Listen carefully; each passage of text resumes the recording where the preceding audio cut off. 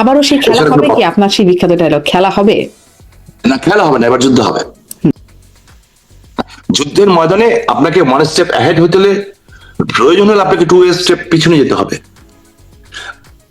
1000 soldier নিচে দাঁড়িয়ে আছেন, আপনি যদি এই পাহাড়ের একটা উপরে 2টা সোলজার নিয়ে বসে থাকেন, ওই 1000 সোলজার আপনাকে কিচ্ছু করতে পারবে না। ওনার দিক নির্দেশনা এইটুক দেওয়া আছে, কিন্তু I am coming back and I will, that's enough for us. বাকিটা ওনার বক্তব্য থেকে কোনটা খুঁজে বের করা দরকার, সেটা আমরা যারা আছি, যারা ওনার সাথে দীর্ঘ 40-50 বছর ধরে কাজ করার সুযোগ পেয়েছি, বাকিটা আমরা বুঝবো। বিএনপির যে কি করুণ পরিণতি হবে আপনি কল্পনা করতে পারবেন না। আমার এলাকা থেকে আমি বলতেছি, যে রান্না করে সে একটা ভাত টিপে, কিন্তু পুরো ভাত নিয়ে মশলা না। এদের ভিতরে, আমাদের ভিতরে কিন্তু গুপ্ত ঢুকে গেছিল।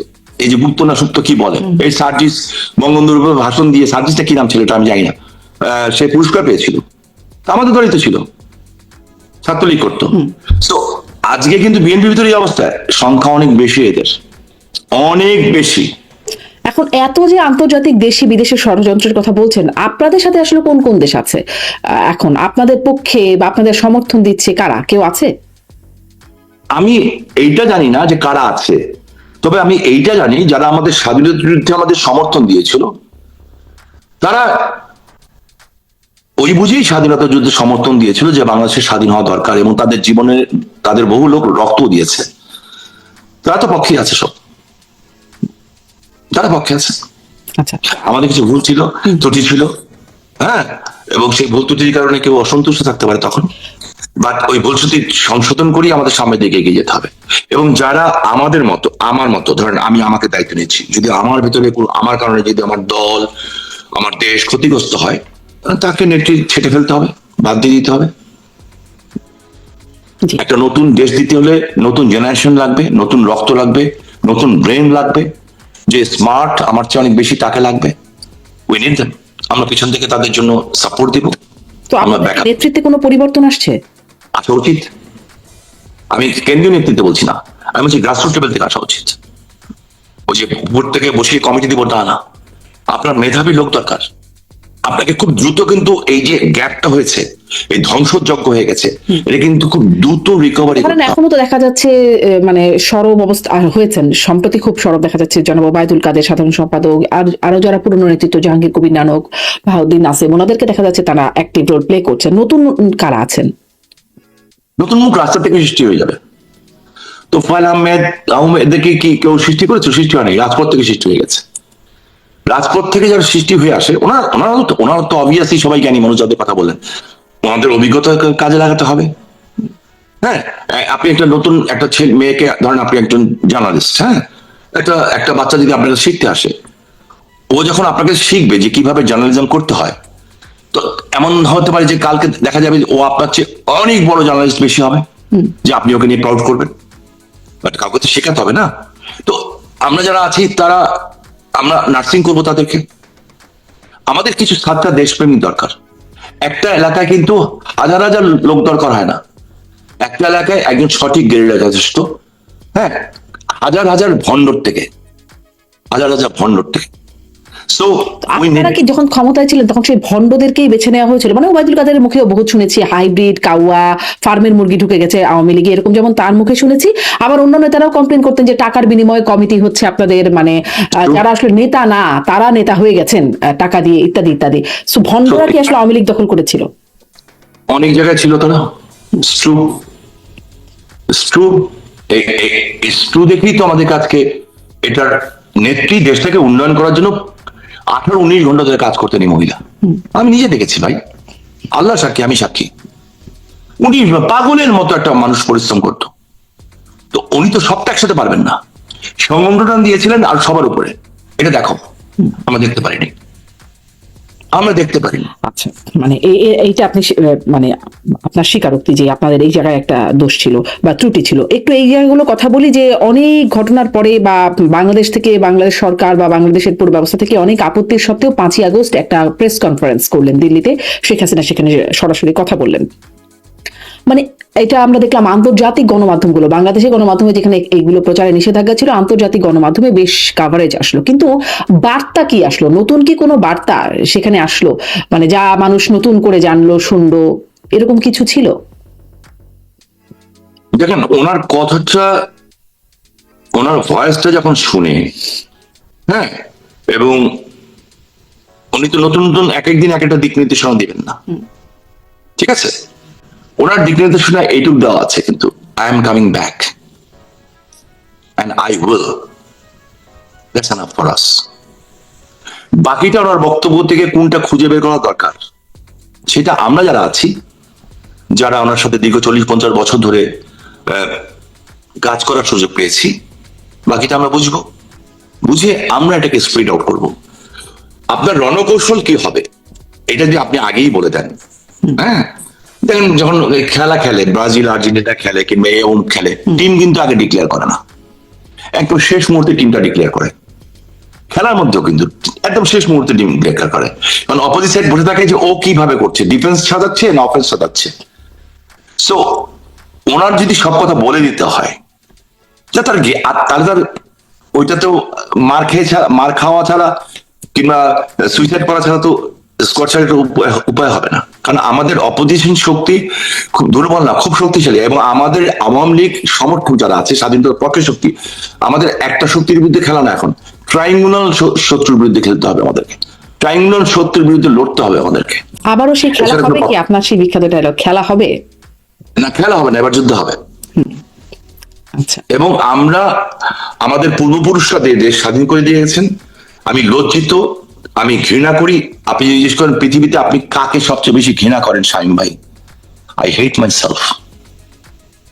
যে আমি যদি কালকে দেশে যাই, আমার বাবার কবরের সামনে দাঁড়াবো কেমন করে, আমার বড় ভাই নাসিম ওসমানের কবরের সামনে দাঁড়াবো কেমন করে, কেমন করে বলবো এরা তো মুক্তিযুদ্ধ ছিল, ওদের কবরগুলি সব মুক্তিযোদ্ধাদের কবর একদিকে, ওইখানটা যাবো কেমন করে জিয়ারত করতে, যখন আমাদের চোখের সামনে মুক্তিযোদ্ধাদের গলায় জুতার মালা দেওয়া হচ্ছে, জুতা দিয়ে মারা হচ্ছে, থাপ্পড় দেওয়া হচ্ছে, স্যান্ডেল দিয়ে বাড়ি দেওয়া হচ্ছে, আমাদের কি খারাপ লাগে না? আমাদের কি লজ্জা নাই? আমাদের কি লজ্জা একেবারে চলে গেছে? জি, আর কিন্তু আপনি আমাকে বলি, আপনার একটা প্রশ্ন করি শামীম, আপনি আমার ছোট বোন, আপনার মাধ্যমে একটা প্রশ্ন করতে চাই আমার জেনারেশনকে, নেক্সট জেনারেশনকে, আমার বাচ্চাদেরকে, আমাদের মুরব্বীদেরকে, আমার সমবয়সীকে, আমার ভাইদেরকে, আমার বোনদেরকে, এই দৃশ্য দেখার পরে আমার দেশ যদি বহিঃশত্রু দ্বারা কোনদিন আক্রান্ত হয়, কেউ কি দেশের জন্য জীবন দিবে? কেউ দিবে? যে দেশের জন্য জীবন দেওয়ার পরে যারা যোদ্ধা, দেশ স্বাধীন করে দিলেন, আপনাকে আমাকে নাম দিলেন, পরিচয় দিলেন, বাংলাদেশ দিলেন, সবকিছু দিলেন, হ্যাঁ, আপনাকে স্বাধীনতা দিলেন, খাতা খুলে দিলেন, তাদেরকে আপনি এভাবে অপমান, বেইজ্জত করলেন, মারলেন, কাটলেন, মেরে ফেললেন, জুতার মালা গলায় দিয়ে পড়ালেন।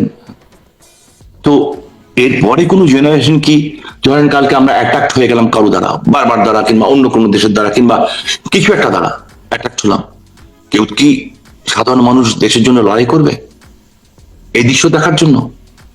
এমন তো না যে আমরা 300 বছর আগে স্বাধীন হয়েছি, মাত্র কত বছর আগে, এত তাড়াতাড়ি, এত তাড়াতাড়ি আমরা ভুলে যাব?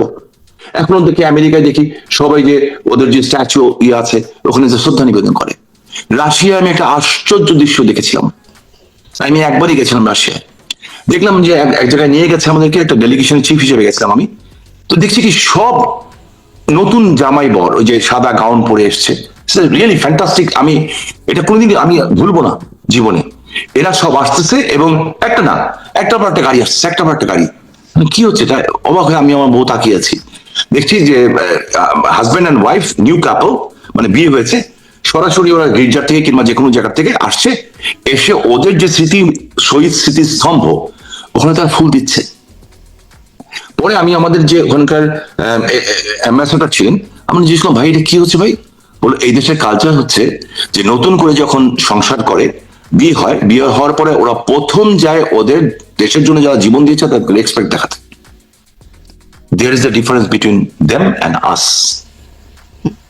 হ্যাঁ, তো সেই আমি জানি রকম না। মানে মুক্তিযুদ্ধের অনেক স্থাপনা সেগুলো ধ্বংসযোগ্য শিকার হচ্ছে ভেঙে ফেলা আমরা হয়েছে। দেখেছি। কিন্তু ধরেন আপনারা মানে আওয়ামী লীগের কথা বলছি, যারা মুক্তিযুদ্ধের চেতনার কথা বলে, তাদের কাছে যখন দেখা যায় গুম হয়, তাদের কাছে যখন দেখা যায় বিচার বহির্ভূত হত্যাকাণ্ড, প্রতিষ্ঠানগুলো ধ্বংস করে দেওয়া, নির্বাচন নামে শুধুমাত্র মানে একটা ফর্মালিটি চলতে থাকে, তখন আসলে মানুষ মানে আপনাদের এই চেতনার উপরেই কেন বা বিশ্বাস করবে বা আস্থা রাখবে, বা রাখে নাই, যেটা দেখা গেল। আমি আমি আমি আমি কিন্তু এই কথা বলছি না যে we are perfect, we are nobody is perfect in this world, but we are better then them. আমাদের দেশকে ধ্বংস করবো না। আমাদের ভুল হয়েছে, আমরা হয়তো ঠিক মতো ওইটা করতে চাইনি। আমরা নির্বাচন ডেকেছিলাম, আমাদের নেত্রী ম্যাডাম খালেদা জিয়াকে ফোন করেছিলেন, উত্তর কে পেছনে উনি মারা গেছেন, আল্লাহ ওনাকে বেহেশত নসিব করুক, আমি এটার ব্যাপারে প্রশ্ন তুলবই না। বাট ধরেন, তারপরে আমি বলবো আমাদের ভুল হয়েছে, ঠিক আছে, but we are 1000% better then them, because আমরা আমাদের দেশকে ডিস্ট্রয় করিনি।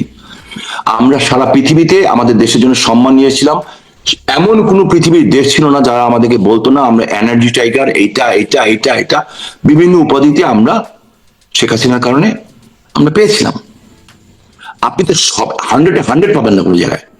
কিছু ভুল হয়েছে দেখে তো আজকে আমাদেরকে এই মাসুল দিতে হচ্ছে। আচ্ছা, মানে স্পষ্ট মানে কিছু ভুলের কারণেই আপনাদের এই মাসুল দিতে হচ্ছে। আপনার ব্যাপারে কিছু প্রশ্ন করি, যে শোনা যাচ্ছে মানে কথা ওঠে এরকম যে 21শে জুলাই আপনি দেশ ছেড়ে যাচ্ছিলেন, ওই সময় যখন জুলাই গণ অভ্যুত্থান হচ্ছিল তখন আপনি দেশ ছেড়ে যাচ্ছিলেন, বিমানবন্দরে আপনাকে আটকে দেওয়া হয়েছে। আসলে কি এরকম কিছু? ব্যাপারটা কি? বিমানবন্দরে কারা আপনাকে আটকালো? জি, আপনার এই প্রশ্নের জন্য ধন্যবাদ। এটা একটা গ্রুপ, মানে জানি না কারা ছড়াচ্ছে, এবং হয়তো আমাকে ছোট করার জন্য, খাটো করার জন্য ছড়াচ্ছে। ইটস ট্রু, 21শে জুলাই 2024 সকালবেলায় আমি এয়ারপোর্টে গেছিলাম, সাথে আমার ছেলে গেছিল, আমার বোন খুব গুরুতর অসুস্থ হয়ে গেছিল, আমার বড় বোন। এই বড় বোনকে নিয়ে আমার ছেলেকে আমি দিতে গেছিলাম, রাস্তাঘাটের অবস্থা খারাপ ছিল, আমি তাদেরকে নিয়ে গেছিলাম, দিয়ে ওরা যখন প্লেনে উঠে গেছে আমি আবার চলে এসেছি। ওকে নিয়ে চেন্নাই গেছিল চিকিৎসা করার জন্য। তারপরে আমার ছেলে বেশ কিছুদিন পরে, ওর আর ফেরা হয়নি, হোয়াট এভার ইট ইজ, এর মধ্যে 5ই আগস্ট ঘটেই গেল। এইটাকেই অনেকে বানাচ্ছে, বলতে চাচ্ছে যে আমি 21শে জুলাই দেশ ছেড়ে চলে গেছিলাম, এবং 21শে জুলাই যদি দেশ থেকে চলে যেতে হয় তাহলে 15 জুলাই আমি দেশে ফিরলাম কেন আমেরিকা থেকে? আমি তো আমেরিকায় থাকতে পারতাম। আমি তো জানতেছি, আমি বুঝতেছিলাম অনেক আগের থেকে, এবং আমি নেত্রীর কাছে গেছিলাম শারমিন, আমি আপাকে বলেছি যে আপা আপনি কারফিউ উঠান প্লিজ, কারফিউ উঠান। আমাদের জয়েন্ট সেক্রেটারি হানিফ ভাই আমার সাথে ছিলেন, একটু তুই বলেছিলাম, আরো কিছু লোক ছিল যাদেরকে আমি খুব একটা পছন্দ করতাম না, আমি বলেছিলাম। তো যাই হোক, বলার পরে কিছু লোক আমাকে উপদেশ দিতে আসছিল, আমি বুঝলাম যে আমার লিডার একটাই, শেখ হাসিনা, কেউ না। আমি বলছি আপনি আমাদের বলেন, আমি 3 তারিখে জনসভা ডেকেছি, আমাদের 2-2.5 লক্ষ লোক নারায়ণগঞ্জে হবে, আমি ওখান থেকে রওনা দেব, 1.5 লাখ চলে যাবে, 1 লাখ নিয়ে আমি ঢাকায় আসতেছি। যাত্রাবাড়ির কথা হয়েছে ওরা 30,000 আসবে, আশেপাশে থেকে আরো ডাকেন, আমরা 20 লাখ লোক ঢাকায় জড়ো হই। সেনাবাহিনী দরকার নাই, কেউ দরকার নেই, পুলিশ দরকার নেই। নেত্রী এটা হতে দেন নাই। কেন? উনি চান নাই যে কোনো সিভিল ওয়ার হোক, উনি চান নাই। ওনার নামে বলা হচ্ছে, এআই দিয়ে বলা হচ্ছে, টেলিফোনে উনি বলছেন গুলি করে মেরে ফেলতে বলো, এই করতে বলো। আমার যখন বাস পুড়িয়ে দিয়েছে সব, আমার চোখ দিয়ে পানি পড়ছে ভাই। হ্যাঁ, একদম সত্যি সত্যি পানি পড়ছে। লেথাল ওয়েপন ব্যবহার করতে যে নির্দেশনা দিচ্ছে সেটা তো এআই দিয়েছিল না, তাই না? সেটা তো সঠিক না, একটু শুনেন না, বলছে, আমি বললাম যে আপা আমি খুব আবেগ নিয়ে বলছি যে আপা আমার বাসগুলি সব পুড়িয়ে দেওয়া হয়েছে, একটা বাসের দাম 70 লাখ 80 লাখ টাকা করে দাম, সব পুড়িয়ে দেওয়া হয়েছে। বলো স্বামী তুমি দেখেছো কে পুড়িয়েছে? আর না আপা দেখিনি। বলো তাহলে কেউ উপরে কিছু ঝামেলা যাতে না হয়, থানায় মামলা করো। আমি শুনলাম কার নামে মামলা করবো, আমি দেখি নেই। পরে এসপি পুলিশ যা করে, আমাদের একজনকে ডেকে নিয়ে গেল, কতজনের নাম দিয়ে একটা মামলা করে ওর সই রেখে দিয়েছে। আমি জানিও না কাদের নাম মামলা হয়েছে, কিন্তু আমি তো 19 জুলাই ক্ষমতায়, স্বামী ওসমানের সমস্ত বাড়িঘর জ্বালিয়ে দিবে, গাড়ি জ্বালিয়ে দিবে, তো ওদের বাড়িতে ঘর তো জ্বলার কথা ছিল, আমরা জ্বালাইনি তো, আমরা জ্বালাইনি। একটু শর্ট করি এখন তাহলে। 21শে জুলাই আপনার যেটা শোনা যাচ্ছে সেটা আসলে সঠিক না, তাহলে আপনি দেশ ছাড়লেন কবে? আমি দেশ ছেড়েছি আগস্ট মাসের শেষে। আচ্ছা, আগস্ট মাসের শেষে। সেখানে আসলে কার মানে সেখানেও নিশ্চয়ই কারো না কারো সহায়তা লেগেছে, সেখানেও কি মানে যারা সরকারে ছিল তাদের কারো সহায়তা ছিল? না, এই ব্যাপারে আমরা এক্সপার্ট। আপনার যদি একবার বলেন আমি নিয়ে যাবো। আমি আজকের থেকে না, আমরা মুক্তিযুদ্ধের সন্তান, আমরা জানি যে রুট কি ইয়ে কি। আমার শুধু আমি এতদিনে 20 বার বাংলাদেশে যেতাম, 20 বার আসতে পারতাম। প্রবলেম হয়ে গেছে আমার একটাই, আমার 6 ফুট 2 ইঞ্চি লম্বা। আমি যদি 6 ফুট 2 ইঞ্চি না হয়ে 5 ফুট 2 ইঞ্চি হতাম, আমি কবে বাংলাদেশে যেয়ে বসে থাকতাম। আপনাকে কি আসলে মানে যেটা এটাও বলা হয় যে আপনি বোরখা পরে বোরখা স্বামী, আপনি কি আসলে বোরখা পড়তে হয়েছিল আপনাকে দেশ ছাড়া? আচ্ছা, 6 ফুট 2 ইঞ্চি বাংলাদেশে কোনো মহিলা আছে যে বোরখা পরবে?